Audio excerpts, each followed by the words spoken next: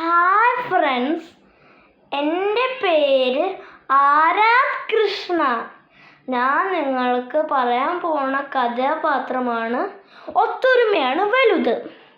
ഒത്തൊരുമയാണ് വലുത് എന്ന കഥാപാത്രം വെരി ഇമ്പോർട്ടൻ്റ് ആണ്. നിങ്ങളത് കേട്ട് കഴിഞ്ഞാൽ നിങ്ങൾ ഒത്തൊരുമയോടെ നിൽക്കണം. ഓക്കെ, ഞാൻ കഥ പറയാൻ തുടങ്ങുകയാണ്. ഓക്കെ, തുലിയുഗം എന്ന് പറഞ്ഞൊരു രാജ്യമുണ്ടായിരുന്നു.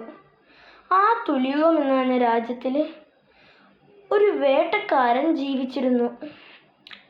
അയാളുടെ പേര് സോമു. സോമു ഒരു ഒത്തൊരുമയില്ലാത്തൊരു വേട്ടക്കാരനായിരുന്നു. സോമുക്ക് ദേവഭക്തി ഉണ്ടെങ്കിലും ഒരു ഒത്തൊരുമയില്ലാത്തവനാണ്. അങ്ങനെ ഒരു ദിവസം സോമു ഒരു ആനയെ വേട്ടയാടാൻ പോകുന്ന സമയത്ത് സോമു പരശുരാമനെ കണ്ടു.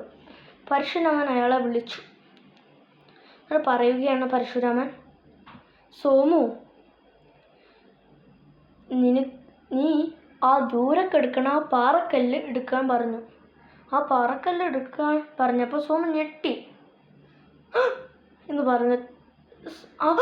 പറഞ്ഞിട്ട് സോമു പോയിട്ട് ആ പാറക്കല്ല് എടുത്തു. പക്ഷെ ആ പാറക്കല്ല് അവനെടുക്കാൻ പറ്റിയില്ല.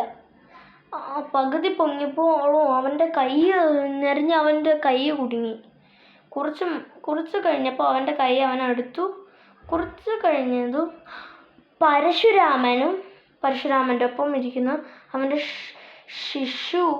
ശിശുവും കൂടി ആ കല്ലെടുത്തു പൊക്കി. ഇത് കണ്ടതും വേട്ടക്കാരന് അതിശയമായി. അങ്ങനെ വേട്ടക്കാരൻ നോക്കിയപ്പോൾ വേട്ടക്കാരന് കുറച്ചൊക്കെ മനസ്സിലായി ഒത്തൊരുമയാണ് വലുത് എന്ന്. അങ്ങനെ വേട്ടക്കാരൻ അവൻ്റെ കൂട്ടുകാരൻ്റെ ഒപ്പം ഒത്തുകൂടിയിട്ട് വേട്ടയ്ക്ക് പോവാൻ തുടങ്ങി. ആരാധ് കൃഷ്ണൻ്റെ കഥയാണിത്. നിങ്ങൾ ഈ കഥ കേട്ടിട്ട് ഒത്തൊരുമയോടെ ഇരിക്കണം. Bye, goodbye, sweet dream.